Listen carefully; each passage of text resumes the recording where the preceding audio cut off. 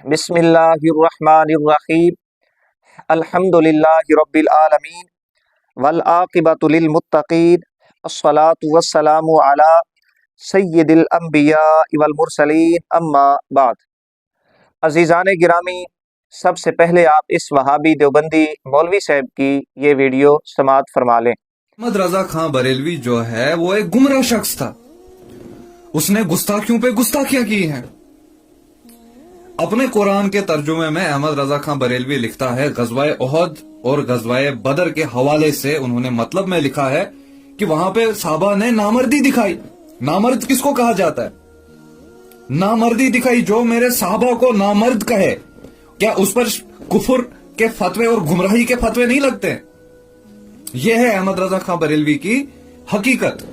वो गुमराह था खुद भी, उसने गुस्ताखियां की है और उसके पीछे चलने वाले ये लोग भी गुमराह हैं। अज़ीज़ान गिरामी, ये मौलवी साहब कौन है मैं इनको नहीं जानता, लेकिन अपनी अक्ल और शक्ल के एतबार से वहाबी देवबंदी मालूम होते हैं। इनका ताल्लुक देवबंदी धर्म से, देवबंदी फिरका से लगता है। इन्होंने क्या किया?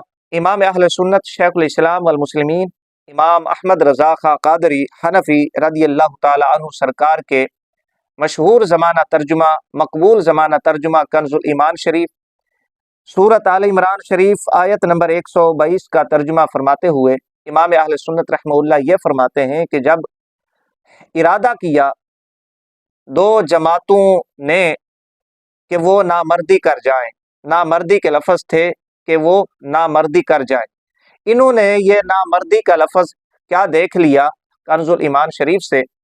शायद ये पहली बार मौलवी साहब किसी तर्जुमे को पढ़ रहे थे। इन्होंने ना ओ देखा न तो देखा, ना अपने अकाबिरीन के तराजम को देखा, ना अपने अकाबिरीन के गंद को देखा, ना उनकी कुतुब को देखा, ना इबारात को देखा। बस इमाम अहले सुन्नत रहमतुल्लाह पर गुमराही और कुफर के फतवे लगाना शुरू कर दिए।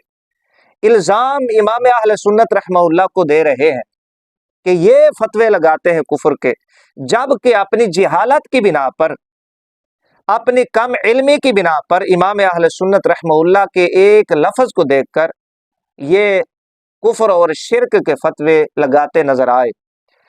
अज़ीज़ान गिरामी, मैंने अभी जैसे अर्ज किया है कि शायद मौलवी साहब इन्होंने पहली बार किसी आयत का तर्जुमा देखा, लफ्ज़ नामर्दी ये जुमले थे और इनको उठाया। इन्होंने समझा कि शायद ये वो नामर्दी है कि जब वहाबी देवबंदी धर्म के मौलवी हजरात अकाबिरीन अपनी बीवियों के पास जाते थे, वहां पर जब ये नामर्दी दिखाते थे तो उनकी बीवियां आगे से इनको ताने मारा करती थीं कि तेरे से तो कुछ बनता ही नहीं है, तू नामर्द है।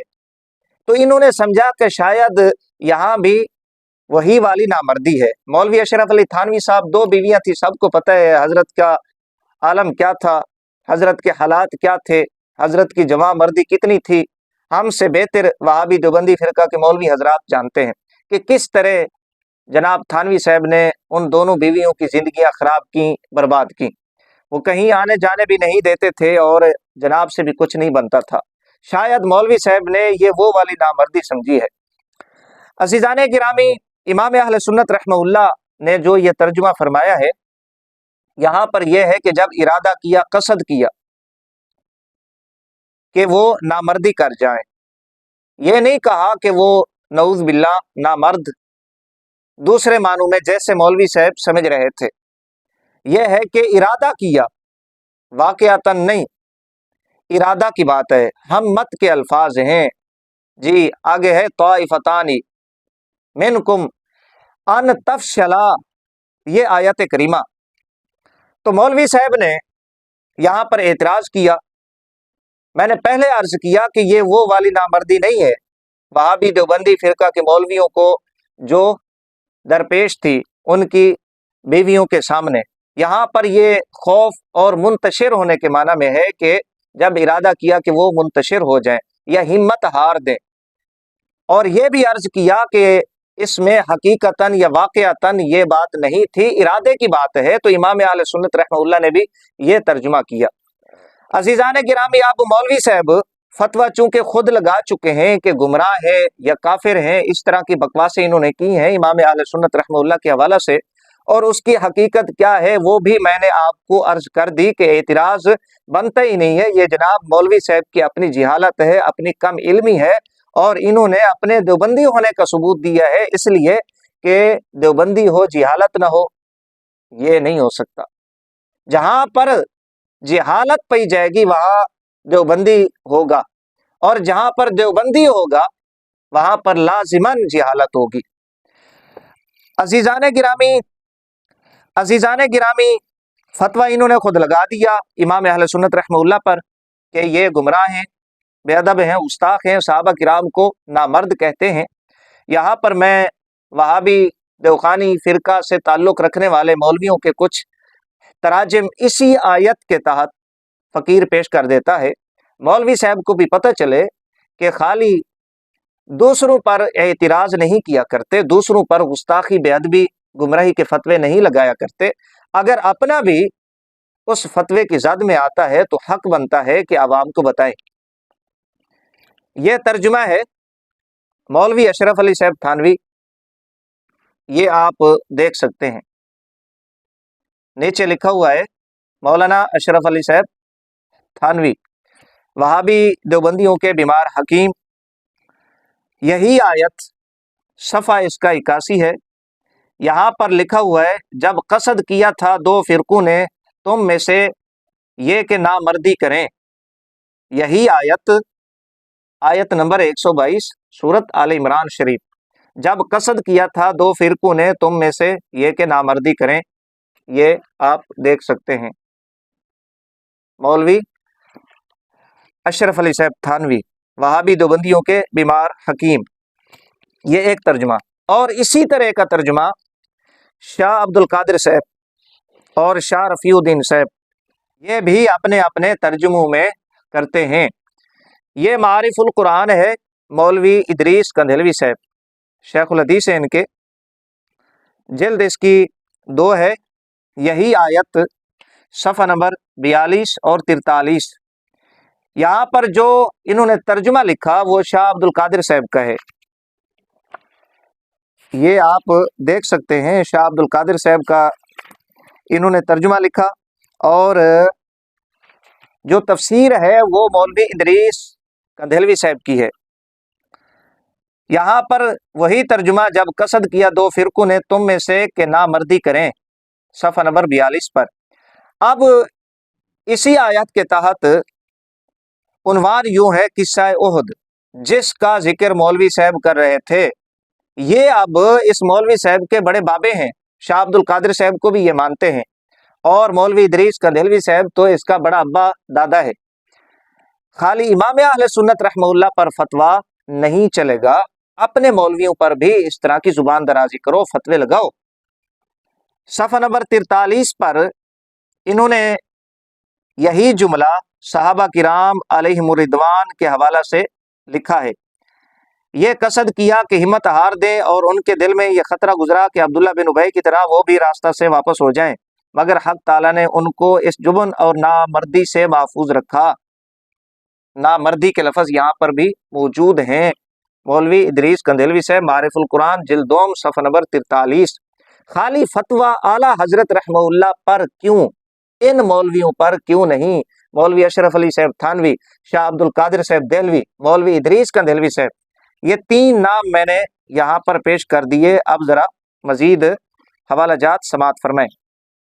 यह तफसीर उस्मानी है, मौलवी शबीर अहमद उस्मानी। ये हजरत पहले अंग्रेज के जंड थे, हाफिज अहमद साहब के तहत मदरसा देवबंद में रह के अंग्रेज नवाजी करते रहे। जब मदरसा देवबंद से इनको टांडवी ग्रुप ने निकाल दिया, और वो कांग्रेसी ग्रुप था, तो फिर ये मुस्लिम लीग में आ गए। ये तफसीर उस्मानी, यही आयत यहाँ पर इन्होंने लिखा है जब कसद किया दो फिरकों ने तुम में से कि नामर्दी करें, आप देख लें, ये तफसीर उस्मानी। अब ये 3 हवाला जात मैंने पेश किए, बल्कि 4 हवाला जात, 4 नाम, शाह अब्दुल कादिर साहब, मौलवी अशरफ अली थानवी, इदरीस कंधेलवी, शबीर अहमद उस्मानी साहब। यह 5वां हवाला یہ کتاب ہے میرے پاس، قہر خداوندی بر گستاخان اصحاب نبی، صفحہ نمبر اس کا 194 اور 195۔ حضرت محمد بن ابی بکر، حضرت سیدنا ابو بکر صدیق رضی اللہ تعالیٰ عنہ سرکار کے یہ صاحبزادے تھے، اور صغیر صحابہ میں ان کا شمار ہوتا ہے۔ بعض علماء نے، محدثین نے، مورخین نے ان کا شمار صحابہ کرام علیہم الرضوان میں کیا ہے، اگرچہ وہ کبیر صحابہ میں ان کا شمار نہ ہو، صغیر میں ہوتا ہے، اس لیے کہ ان کی پیدائش آقا علیہ الصلوۃ والسلام کے زمانہ اقدس میں ہوئی تھی، اور یہ جناب ابو بکر صدیق رضی اللہ تعالیٰ عنہ سرکار کے گھر میں ان کی ولادت ہوئی۔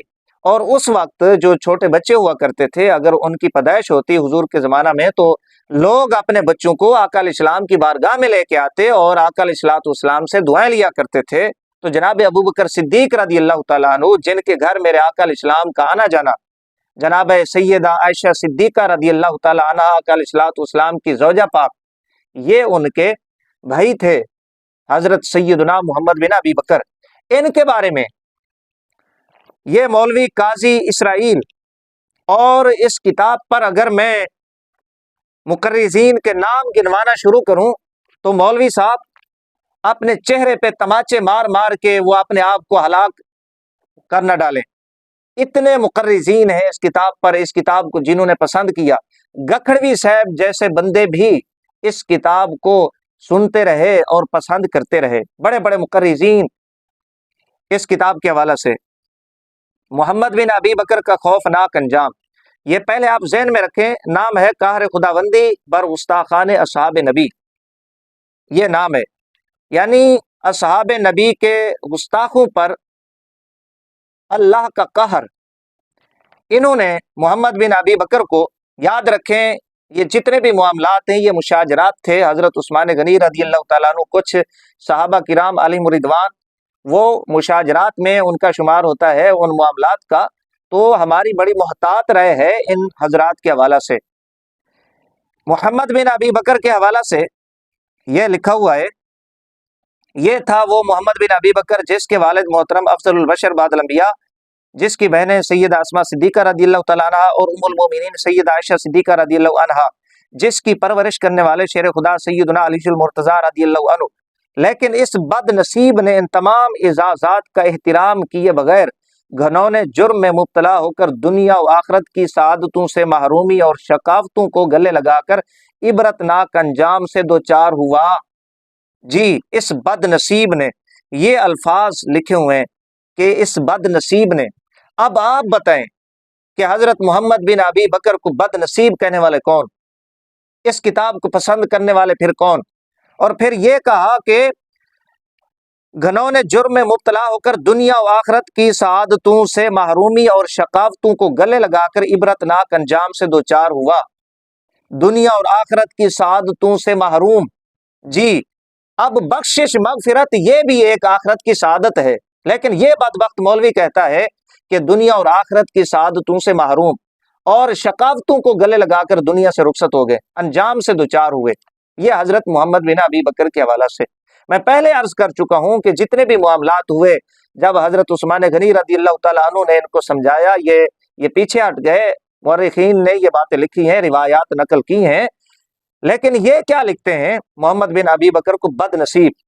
اور پھر یہ لکھا حضرت ابو بکر صدیق رضی اللہ عنہ کا چھوٹا لڑکا محمد، جو سیدنا علی المرتضیٰ رضی اللہ عنہ کی آغوش تربیت میں پلا تھا، حب جاہ کے مرض میں مبتلا ہو کر سیدنا عثمان رضی اللہ عنہ کی جان کا دشمن ہوا۔ یہ اب انہوں نے حضرت محمد بن ابی بکر کے حوالہ سے کس طرح کے جملے لکھے، بد نصیب ان کو کہا، دنیا اور آخرت کی سعادتوں سے محروم کہا۔ اب یہ مولوی صاحب بتائیں گے کہ جن حضرات کا میں نے نام لیا، حوالہ جات پیش کیے، اشرف علی تھانوی، شبیر عثمانی، شاہ عبد القادر صاحب، ادریس کندھلوی، اور یہ قاضی اسرائیل، اور اس کتاب کو پسند کرنے والے جنہوں نے صحابہ کو نامرد کہا، نامردی کے لفظ لکھے، بد نصیب کہا، آخرت کی سعادتوں سے محروم کہا، آیا ان پر بھی یہ فتویٰ لگتا ہے یا صرف امام اہل سنت امام احمد رضا بریلوی رحمہ اللہ پر فتویٰ لگے گا؟ کیا ان کے لیے فتوے کا معیار کچھ اور، اعلیٰ حضرت کے لیے فتوے کا معیار کچھ اور ہے؟ یہ مولوی صاحب بتائیں گے جو اعلیٰ حضرت رحمہ اللہ پر اپنی گندی زبان کو دراز کر رہے ہیں۔